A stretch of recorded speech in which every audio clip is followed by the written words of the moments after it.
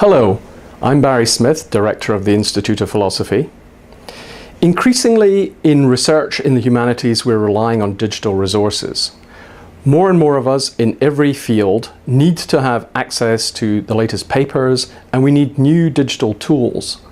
Here in the Institute of Philosophy, we aim to provide digital resources for the whole of the subject community, nationally and internationally. And we're very fortunate to have the services of Dr. David Bourget, who is both a philosopher and an innovative software developer. David is a research fellow at the Institute of Philosophy. David, perhaps you could tell us something about the digital projects that you're involved in. Of course. I'm directly involved in 3 projects. They're called PhilPapers, PhilEvents, and PhilSurvey. The Institute also sponsors a service called Philosophy Bites, which showcases interviews with prominent philosophers. We'll talk about each of these in a moment, but let's just start with PhilPapers. Can you tell us something about that? Yes, PhilPapers has been in operation for 2 years. It has 3 main functions. First, it's a comprehensive index of the literature in philosophy.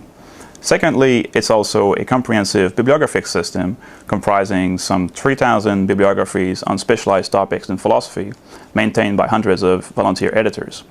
Lastly, PhilPapers is also a content alert service, which enables researchers to keep up to date with the latest literature based on their topics of interest or their journals of interest and other criteria.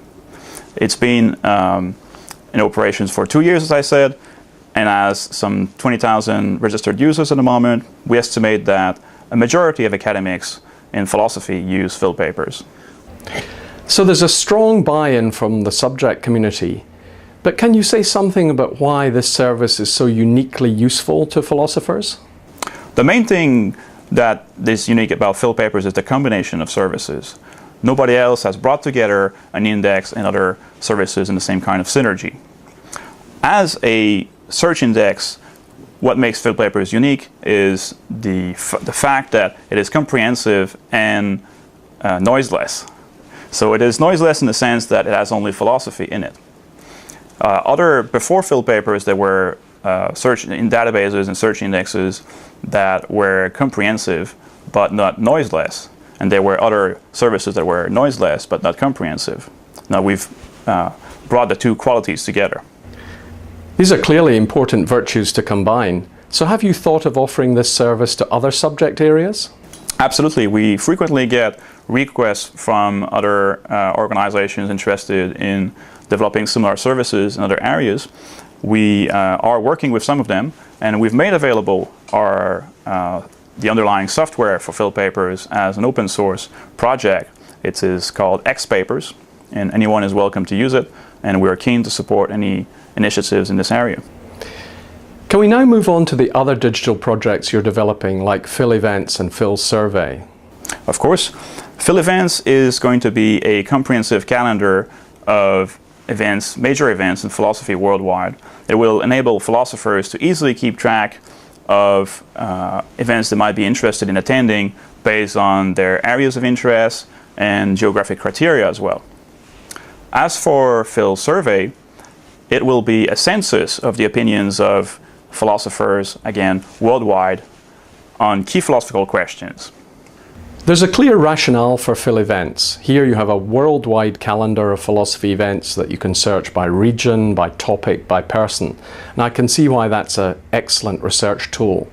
But can you tell us something about PhilSurvey? Where did the idea for that come from? This project was born out of a study that David Chalmers and I conducted last year. The study showed that, in general, philosophers are largely ignorant of the state of the debate in philosophy.